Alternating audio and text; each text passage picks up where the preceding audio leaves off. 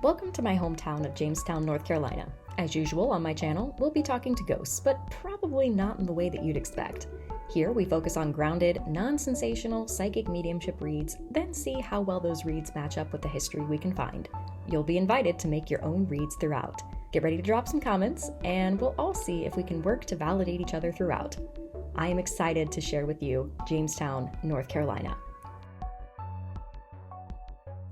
This is Deep River. Deep River actually empties into the Cape Fear River. The Cape Fear River being, of course, where Wilmington is, where I live now. Without Deep River, we would not have Jamestown. And Deep River is significant to not only Jamestown, but significant to me because I grew up here. This was my first experience with a river. And it so happens that my great-great-grandparents, their land actually backed up to this river. And on the way to school, my grandpa and my great-uncle would actually sometimes swing across the river because sometimes if the river was too high, the bridge that we're on now used to sit a lot lower and they couldn't get across. I love how fate and destiny and all that fun stuff works. I think it's so awesome that I now live where this river lets out at because it is so special to me. Similarly to how you let me explore Regalsville where you grew up, we are now here where I grew up so you can make psychic reads. That's me. Just sharing each other's childhood. Yeah. So let's start with Deep River. Okay. You're gonna make psychic reads. I'm gonna let y'all make psychic reads. Drop in the comments what you're getting, and then we can compare. And I will use my historical knowledge to check what is going on. Okay. Are you ready for this? I am ready. Let's do it.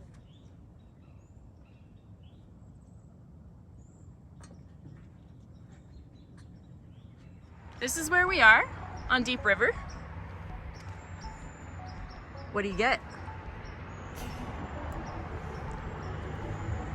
I do feel like a lot of people drowned in this river, which is kind of like a given for a river, but it seems like a kind of river that would like mislead you to see how deep it might get, and then your footing goes off. It kind of reminds me of like where I grew up in a way, but it's different.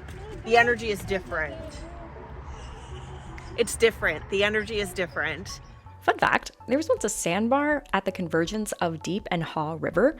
According to legend, mermaids would travel up the ocean via Cape Fear River in an attempt to wash the salt from their hair. They would sunbathe on a warm sandbar, and passerby would hear them singing. Unfortunately, the sandbar now sits under a lake that was made by Buckhorn Dam, so there went our mermaids. That building, it's not a lot of energy. It's not like a lot of residual people, like a ton of them all in one place. But I do feel like a group of people hanging out in there, just working. For some reason, a lady popped in my head. A sad lady. It feels like sad lady was just like into this river. So that's what I've got so far with all the distractions of different noises. Other fun fact, Jimothy, aka the ghost from the 1860s that lived on the roof of my bus during the duration that I still had my bus, actually grew up on Deep River. He grew up just south of where I grew up. I was in Guilford County, he was in Randolph County. How cool is fate that I got to meet a spirit who lived just down the river from me about 150 years ago. Modern-day Jamestown sits on Kiowa land just west of nearby Sissepaw land. It is near an old trading route that loosely follows modern-day I-85. Native peoples would have used this river for water, transportation, and trade. Through the 1700s, Deep River was quickly established as a working river. Textile and grist mills became a regular sight, and this location was one of the grist mills. Between Deep and Haw River, this area has been called the cradle of industrial revolution in North Carolina. This only grew with the eventual discovery of iron ore, coal, gold, silver, copper, and oil. All were later found around the river, much of which has been pulled from the ground by now. Deep River rose to terrifying heights in March of 1865 due to a hurricane. This flooded the mills and factories as well as washed out many bridges, locks, and dams. While the Confederacy would have already been struggling following the fall of Wilmington and Fort Fisher, this hurricane would have been a nail in the coffin, for any potential ammunition or fuel left in the state. This is the Robbins-Holton grist mill, built circa 1825. In 1853, Reverend Alexander Robbins bought the mill. During the Civil War, his wife Mary operated it, and even was able to negotiate a draft deferment for miller J.F. Holton, as he assisted in supplying flour to the Confederate Army. The mill was run by Holton until 1884, until the dam was removed for a larger mill downriver. Was the woman Katharayn picked up on Mary Robbins? It's unclear. I haven't been able to find very much information about her. Clearly, she had a deep care for the mill.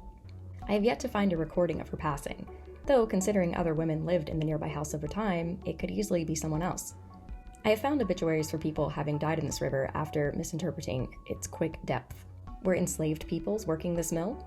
I was not able to find something either way.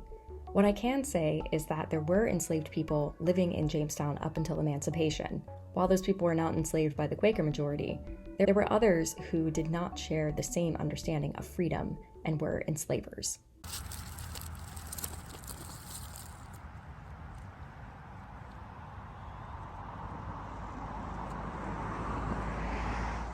Up the hill, over the train tracks, and across Main Street, we will be visiting this historic site next.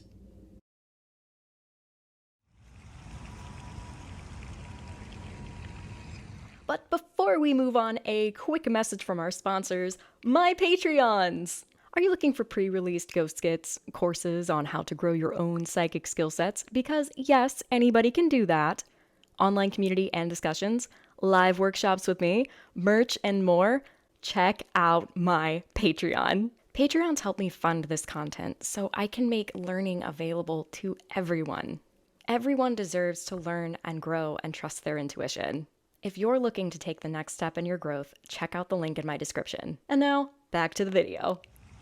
Here's your second chance to make reads. Pause as needed, comment any intuitive feelings you pick up on, and see how they match up with Katharayn's reads and the history. So the first thing that popped in my head was home. Like,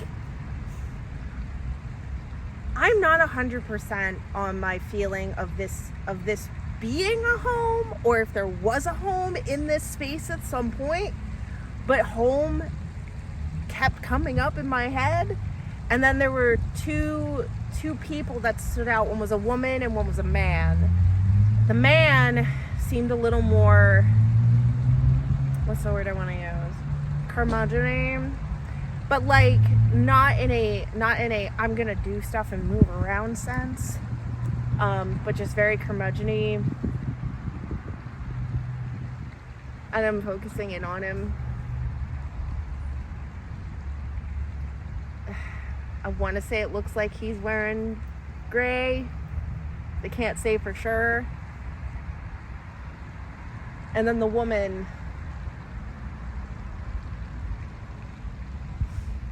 her clothing looks very like late 1800s. The hair looks right, the clothes look right. But she's kind of like tired and like pulled back a little bit. And then there's something about the space, generally speaking. I feel like that meme that's just like, ah. Can I touch the ground? What am I supposed to say, no? Yeah, you could say no.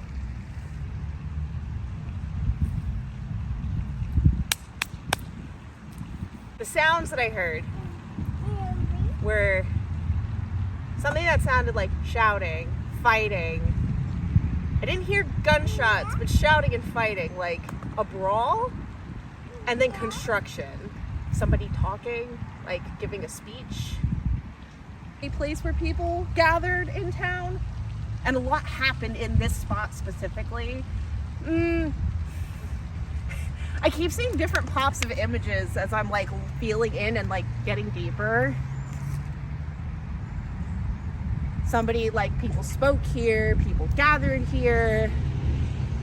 And then I just heard somebody say, I don't like that fountain. What's the majority of the age that you get from here? From here? Yeah. If you go back to the early, like, 1900s, as you were saying. Immediately it was children. Lots of children.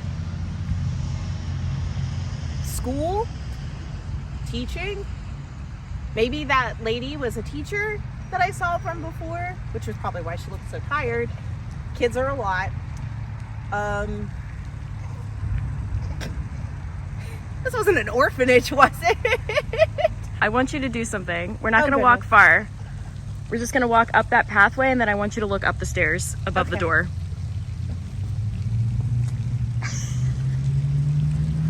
We won't be far. Public school. Bam. See? Do you feel better? I guess. I mean, schools are kind of like orphanages. You leave your kids there for a while, and so eventually you might go get them. Okay. Cool. Okay. That could probably be why that home feeling came up. Because some kids saw school as home because it was an escape from home. All right. Yeah. Okay. That makes sense. Because when I was feeling home, it wasn't like, this is my house, but a sense of home, like a feeling of home. Today, this is the Jamestown Public Library, though my grandpa would have known it as his school. He went here in the early 1900s. It was a public school. Both he and my great uncle attended. As a way to preserve this beautiful building, it has been turned into a library for everybody to be able to enjoy. That is to say that the yelling, the anxiety for tests and that sort of thing would line up with what Katharayn was saying. The Jamestown Public School was built in 1915. It was a county boarding school for the western part of Guilford County. While easily driven under an hour's time today, over 100 years ago, it may have taken hours just to get to school. There were 2 dormitories, one for men and one for women. They were built in addition to this remaining structure. The library was not open until 1988. I now understand more why it felt like home, because it was a boarding school. So kids lived here. Okay, I understand now. There's a lot of different things happening in this space at the same time. And even before this was built, there's a lot of things that you could feel through the ground. So, yay, I'm proud of myself. Other fun things that I used to do in this library on the basement level was where I took clogging lessons when I was very young. You mentioned a woman. I personally picked up on her up here, and then the man I feel more like down here. And that was something down in the basement. I remember as a kid, and of course that was about the time when I was starting to turn things off because they were scaring me. Down there I felt there was a presence around, and I did feel like it was a male presence, even though it was hard for me to conceptualize that. Though I never felt threatened. It was always just like a presence that was overlooking things and was kind of curious as to why people were meeting there, I think Tuesdays at 7 p.m. to dance. Clogging is a tradition that has grown up in the Appalachian area for dance. It comes from a variety of different dance backgrounds. And out here, that's how we traditionally dance. So I think it was very exciting for them to see that happening. Using different psychic senses to gather information. Sometimes doing a ping out isn't as clear and defined as like touching or moving into one specific clair to pull that information in. Generally speaking, when I'm doing like a vast read, I use my claircog for that, just so I can get an idea. I use my clairtangents if I want specifics. And even though the dirt on that land has been turned over, there was still enough for me to pull in like a very brief timeline of understanding. So I also can do this by touching bricks, old wood houses. If the wood's original, I can do that on those as well.